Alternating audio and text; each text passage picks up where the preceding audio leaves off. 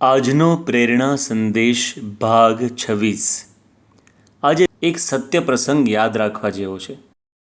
એકવાર ગૌતમ બુદ્ધ પોતાના શિષ્યો સાથે જંગલમાં બેસીને જ્ઞાનોપદેશ આપી રહ્યા હતા। થોડી વારમાં જ્ઞાનોપદેશ પૂર્ણ થયો।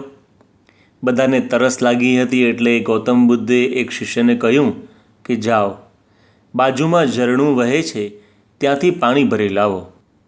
એ શિષ્ય ઘડો લઈને ત્યાં પાણી ભરવા માટે ગયો, પરંતુ થોડી વાર પછી ખાલી ઘડો લઈને પાછો આવ્યો। ગૌતમ બુદ્ધે પૂછ્યું, કેમ પાણી ન લાવ્યા? શિષ્યે કહ્યું કે ત્યાં પાણી બહુ જ ડહોળું છે, પીવા યોગ્ય નથી, તેથી ના લાવ્યો। ગૌતમ બુદ્ધે કહ્યું, તમે ત્યાં જઈને થોડી વાર રાહ જુઓ, ચોખ્ખું પાણી આવશે। શિષ્ય ત્યાં ગયો, થોડી રાહ જોઈ, ચોખ્ખું પાણી આવ્યું ને તે ઘડો ભરીને લઈ આવ્યો। બન્યું તો એવું કે વરસાદ ખૂબ પડવાને લીધે નવું જૂનું પાણી ભેગું થઈ ગયું હતું। વળી ઉપરથી ધોવાણ પણ બહુ થયું હતું, તેથી પાણી ડોળું થઈ ગયું હતું। પરંતુ થોડી વારમાં પાણીના પ્રવાહને લીધે બધું ડહોળું પાણી જતું રહ્યું ને પછી ચોખ્ખું શુદ્ધ પાણી થઈ ગયું।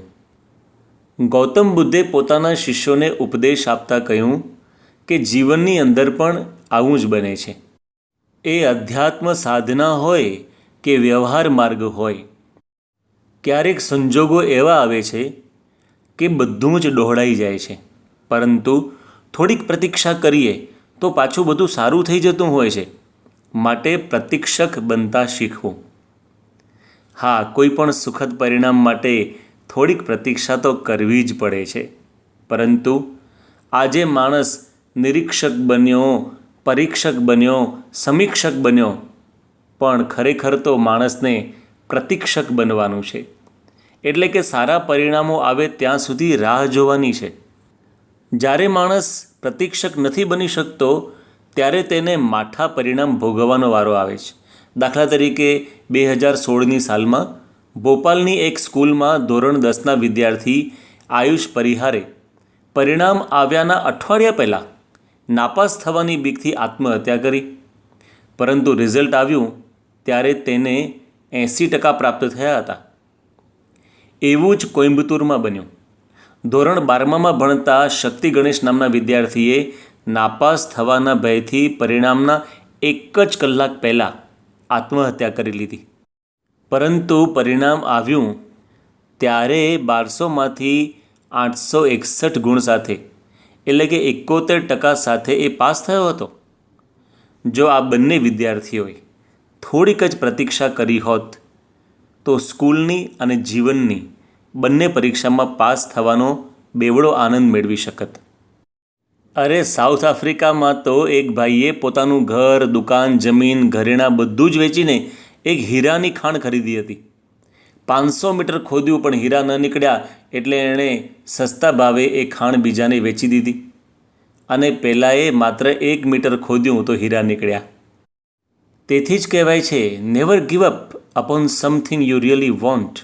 It is difficult to wait but more difficult to regret. અર્થાત જે વસ્તુ પ્રાપ્ત કરવાની અદમ્ય ઈચ્છા હોય તેની પ્રતીક્ષા કરવી જ જોઈએ। હા, પ્રતીક્ષા કરવી એ બહુ અઘરું છે, પરંતુ પશ્ચાતાપ કરવો એના કરતાં પ્રતીક્ષા કરવી એ સારું નહીં?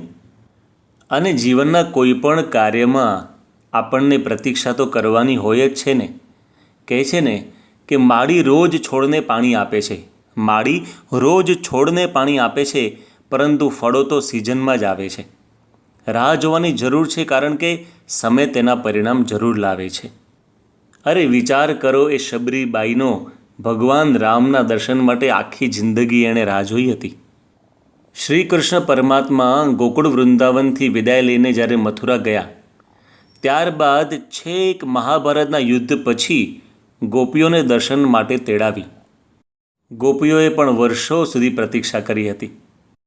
અર્વાચીન યુગના સાઉથ આફ્રિકાના પ્રેસિડેન્ટ નેલ્સન મંડેલા 27 વર્ષ જેલમાં રહ્યા, પછી રંગભેદની નીતિ સામેની લડાઈમાં જીત્યા અને પ્રેસિડેન્ટ બન્યા।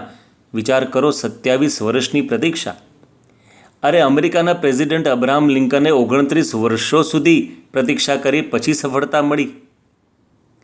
આજે દિલ્હી અક્ષરધામના દર્શને કરોડો માણસો જાય છે, પરંતુ એમાંથી કેટલાને ખબર છે કે એ અક્ષરધામની જમીનની પ્રાપ્તિ માટે વિશ્વવંદનીય સંત પ્રમુખ સાંઈ મહારાજે 34 વર્ષ સુધી પ્રતીક્ષા કરી હતી. તો આપણે બધાએ પણ પૂર્વવત જીવન બને ત્યાં સુધી થોડી પ્રતીક્ષા તો કરવી જ રહી, અને દિવસોને જતાં વાર પણ ક્યાં લાગે છે. માટે આપણે સૌ આ પ્રતીક્ષાના સમય દરમિયાન આપણા મનને સદવિચારોમાં પરોવી રાખીએ અને તનને સત્કાર્યોમાં વ્યસ્ત રાખીએ અને સાચા પ્રતીક્ષક બનીએ. એ જ સંદેશ સાથે તેમજ આપના અને આપના પરિવારની સુખાકારી માટે પ્રાર્થના સહ જય સ્વામિનારાયણ.